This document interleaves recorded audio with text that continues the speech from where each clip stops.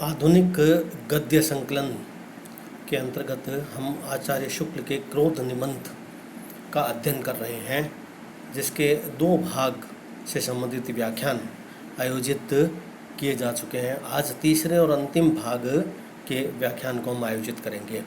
एक तथ्य पहले आप अच्छी तरह समझ लें कि पेज संख्या 37 में, जहाँ से आज हम शुरू करेंगे, यह क्रोध करुणा के आज्ञाकारी सेवक के रूप में हमारे सामने आता है। यहाँ से लेकर उसका सम्मान जनता अपने लिए आवश्यक नहीं समझती, जो तीसरा पैराग्राफ है, तीसरा अवतरण है इसी पेज में, वहाँ तक पहले आप अच्छी तरह से उसको पढ़ें, उसका वाचन करें, उसके पश्चात ही आप मेरे व्याख्यान को सुनें, क्योंकि इस पूरे तीनों अवतरण को पढ़ने के पश्चात आप मेरे व्याख्यान को बहुत अच्छी तरीके से समझ जाएंगे। यदि आपके पास पुस्तक है तो पुस्तक से पढ़ें, अन्यथा जो छायाचित्र में मैंने आपको आपके सामने प्रस्तुत किया है उसमें आप जो शुरू के तीनों अवतरण हैं, जहां यह क्रोध करुणा के आज्ञाकारी सेवक से उसका समान जनता अपने लिए आवश्यक नहीं समझती, उसे आप पढ़ें और फिर आप मेरे व्याख्यान को सुनें। इस अवतरण के अंतर्गत आचार्य शुक्ल ने जो तथ्य हमारे सामने प्रस्तुत किया है उससे ठीक पूर्व का प्रसंग जानना आपको आवश्यक है।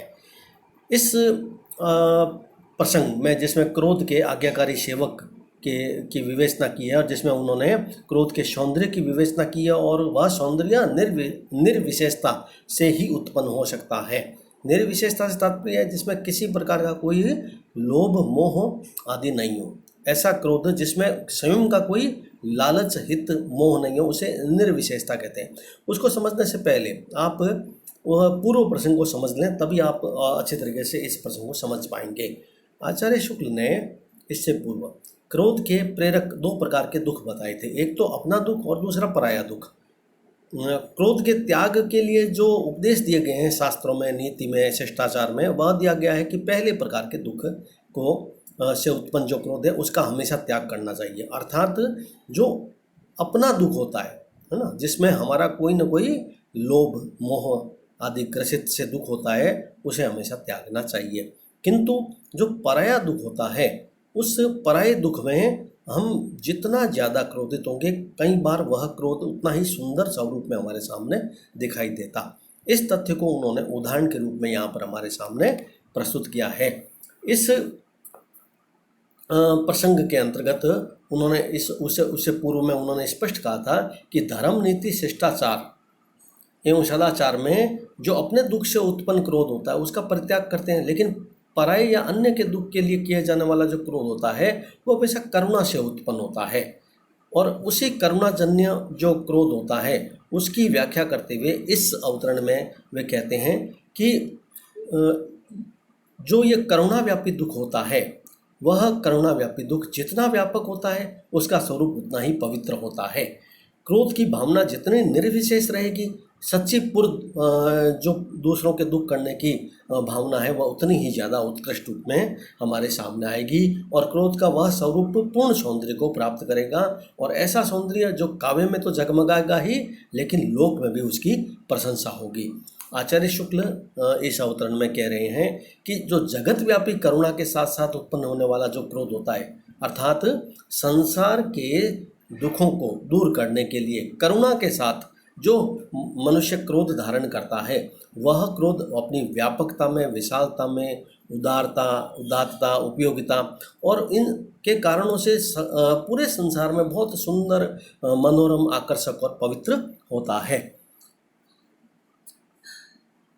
और इस तथ्य को उन्होंने एक क्रौंच वध से उदाहरण के रूप में भी हमारे सामने यहाँ पर प्रस्तुत किया है। एक तो कि क्रौंच के वध पर वाल्मीकि मुनि ने जो करुणा युक्त जो उनका क्रोध सौंदर्य फूटा था, उसी से एक महाकाव्य का निर्माण हुआ था।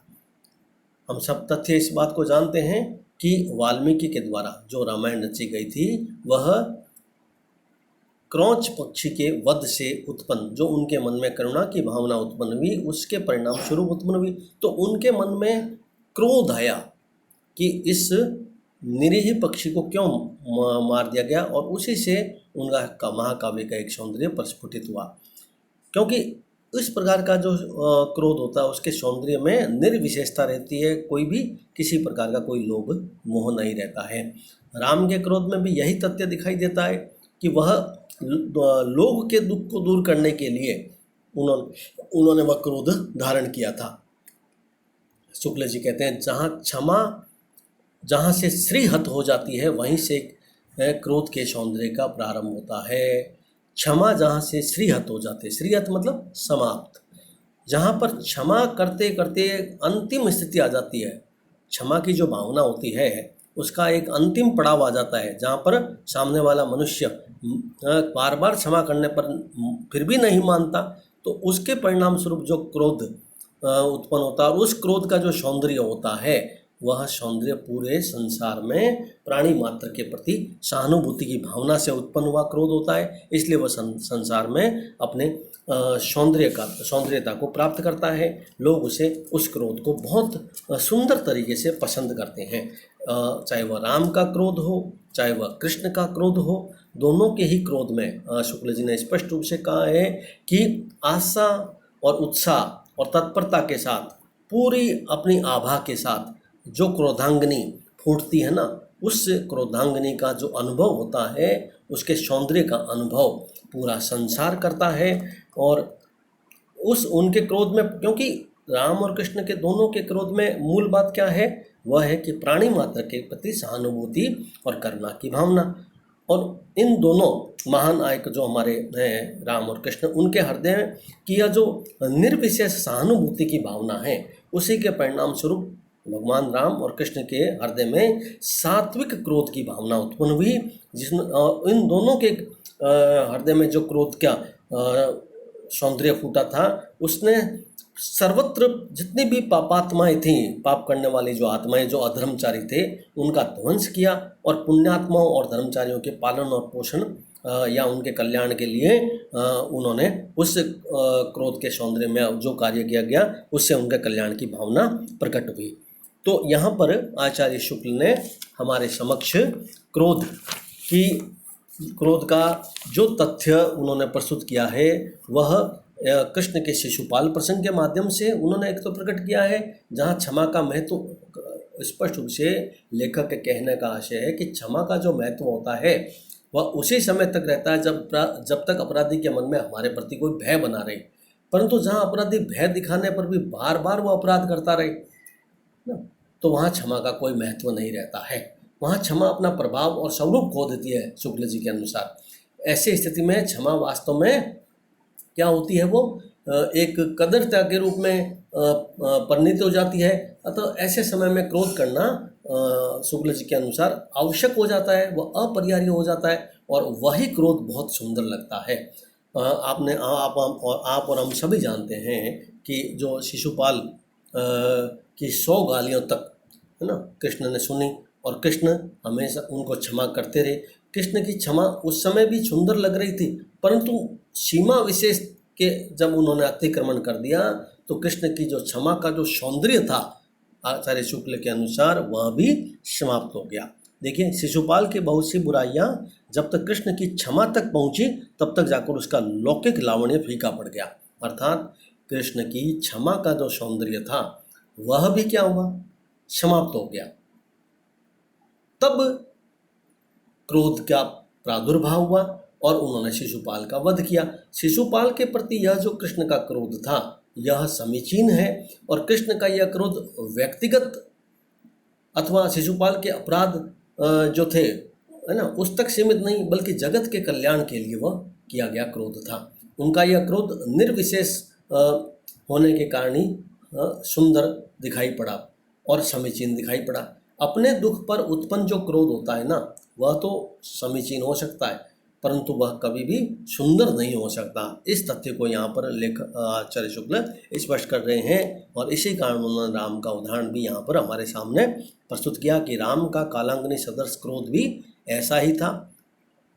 वह भी एक समय विशेष तक ही वह क्रोध उन्होंने दबाए रखा था, और जब वह फूटा तो संसार में उस क्रोध के सात्विक तेज को भी प्रशंसा प्राप्त हुई। अंतिम इस 37 पेज पर जो अंतिम अवतरण है आप उसको पहले पढ़ें, फिर मैं उसकी व्याख्या करूँगा। वैर क्रोध का आचार या मुर्बा है। इसको पहले पढ़ लेना, पढ़ें, उसके बाद ही आप इसको वापस स्टार्ट करें मेरे व्याख्यान को। वैर क्रोध का आचार या मुर्बा है।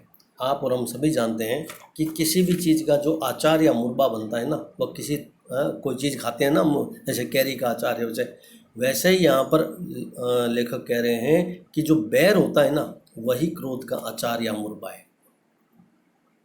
हमें क्रोध के रूप में क्या प्राप्त होता है? क्रोध का आचार या मुर्बा क्या है? बैर है। क्रोध के रूप में हमें क्या प्राप्त होता है? हमेशा स्थायी रूप से बैर ही प्राप्त होता है। जिससे हमें दुख पहुंचा है उस पर यदि हमने क्रोध किया तो वह क्रोध हमारे दिनों में, हमारे हृदय में बहुत दिनों तक टिका रहता है, तो वह वैर कहलाता है। लेखक ने यहाँ पर तुलनात्मक एक अंतर भी किया है कि कई लोग क्रोध और वैर को एक समझ लेते हैं, वह एक नहीं है ना। जिस आदमी ने हमें दुख पहुंचाया और बहुत दिनों तक हमारे हृदय में उसके प्रति जो क्रोध की भावना बनी रहती है, तो वो वैर कहलाती है। इस स्थायी रूप से टिके जाने के कारण ही क्रोध का वेग जो होता है ना, वह उसकी उग्रता तो धीमी पड़ जाती है, पर लक्ष्य को जो पीड़ित करने की भावना होती है ना, वो बराबर बनी रहती है।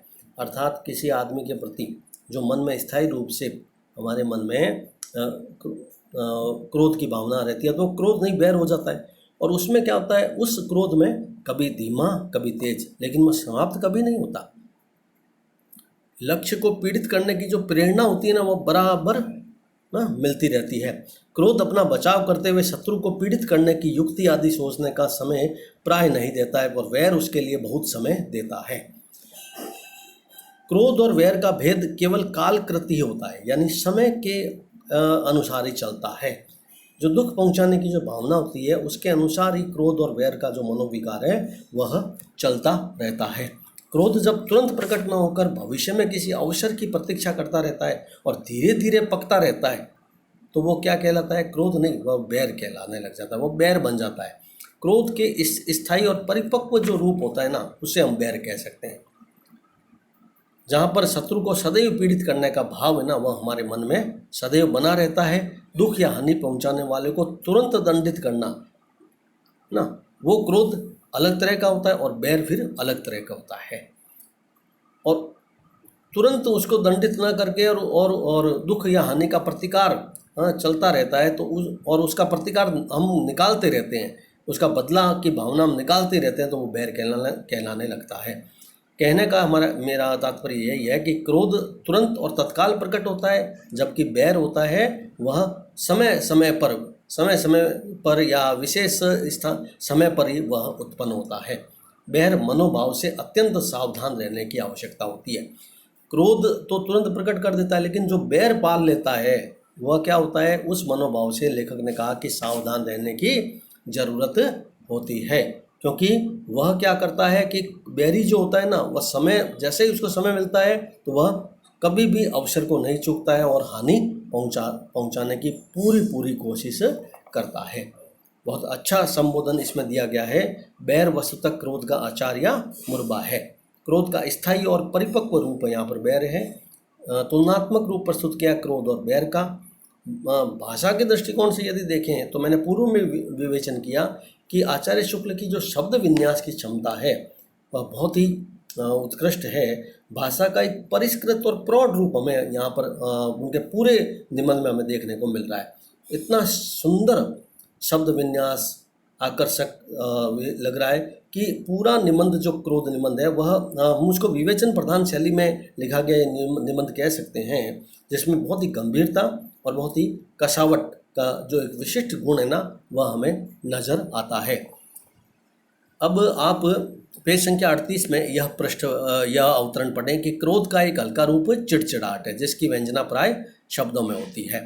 यहाँ से लेकर आप अंतिम जो है तब क्रोध का पूर्ण स्वरूप समझना चाहिए, उसको आप पढ़ें। उसके पश्चात में इसकी व्याख्या को अच्छे तरीके से स्पष्ट आपके सामने करूँगा इन दोनों अवतरण की।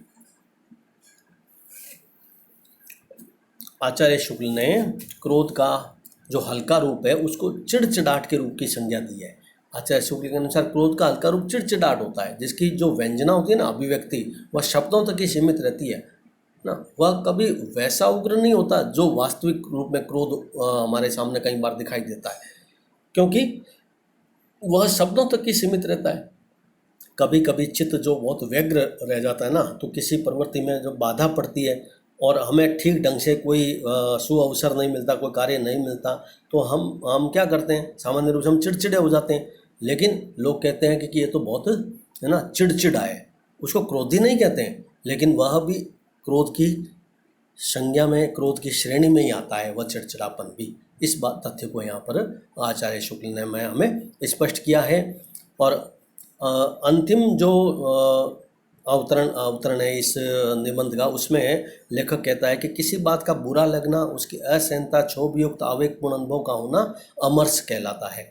यानी हमें जो भी बात बुरी लगती है वह चीज़ें अमर्ष कहलाती है। पूर्ण क्रोध की अवस्था में मनुष्य क्या करता है, दुख पहुंचाने वाले पात्र की ओर हमेशा ही उन्मुख रहता है। वह कभी भी उससे हटता नहीं है। अमर्ष में दुख पहुंचाने वाली बात के ब्यौरे पर उसकी असहनीयता होती है, उस पर ही विशेष ध्यान देने की बात होती है। वह हमेशा क्या दूसरे आदमी को क्या कहता रहता है कि तूने मेरे साथ ये ठीक नहीं किया है, तुमने मेरे साथ ये अच्छा नहीं किया, अब तक तो मैं इसको सहता आया हूँ, अब मैं इसको नहीं सह सकता, है ना, बहुत हो चुकी है।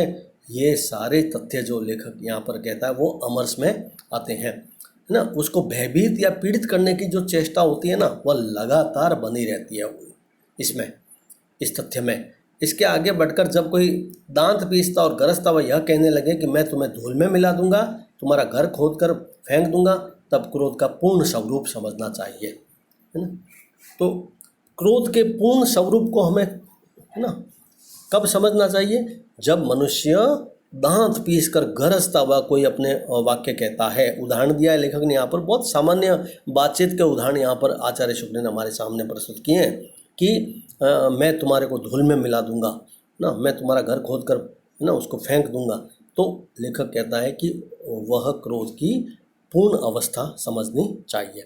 तो उक्त निबंध में लेखक ने क्रोध के संपूर्ण क्रोध जो मनोविकार है उसका संपूर्ण रूप से हमारे सामने विवेचन किया कि एक मनुष्य के मन में क्रोध का जो भाव है क्यों उत्पन्न होता है, सामाजिक जीवन में क्रोध की आवश्यकता बराबर क्यों बनी रहती है, क्रोध को धर्माचार में या अर्थपरायणता में उसको किस रूप में देखा जाता है, क्रोध को हमेशा उससे बचने की जो परंपरा है उसकी क्यों दी गई है। मनुष्य हमेशा जो क्रोध होता है वह हमेशा ही उसके मन में क्रोध जो मनोविकार होता है वह इतना प्रबल होता है कि वो उससे ख़त्म जल्दी से वो ख़त्म भी नहीं होता। अन्य मनोविकारों से वो बहुत तेज होता है, बहुत फुर्तीला होता है। और क्रोध एक मनुष्य के जीवन में शांति भंग करने वाला एक मनोविकार होता है। कुल मिलाकर आचार्य शुक्ल ने क्रोध के प्रेरक जो रूप हैं, उस क्रोध के दो प्रकार हैं, उसकी विवेचना की, जिसमें अपना पराया दुख की, और अंत में उन्होंने क्रोध और वैर के तुलनात्मक अध्ययन भी प्रस्तुत किया। उस निबंध के मध्य में उन्होंने क्रोध और दया जो है उस भावना, दोनों के मध्य क्या आपस में अंतर है और दोनों क्यों कहाँ पर उपस्थित होते हैं। दया जो होती है वह बहुत कुछ क्रोध पर निर्भर करती है, यानी मनुष्य को क्रोध ना आए तो दया का कोई अस्तित्व नहीं होता। आदि सारे तथ्य आचार्य शुक्ल ने एक एक करके हमारे सामने स्पष्ट किए हैं। तो आप मेरे इन व्याख्यानों से आप क्रोध निबंध में दिए गए इस व्याख्यान, अन्य निबंध जो भी मैंने आपको अन्य निबंधों की व्याख्यान दिए उसके आधार पर आप पूरे निबंध का सारांश उसको बिंदुओं सहित, है ना, उसको अपने रजिस्टर में उतारें और उस आधार पर परीक्षा में उसका आंसर आप लिखें। क्योंकि कोई भी प्रश्न आएगा वह शुरू से अंतिम तक जो उसकी अवस्था होगी निबंधात्मक प्रश्न में वह आपको लिखनी होगी।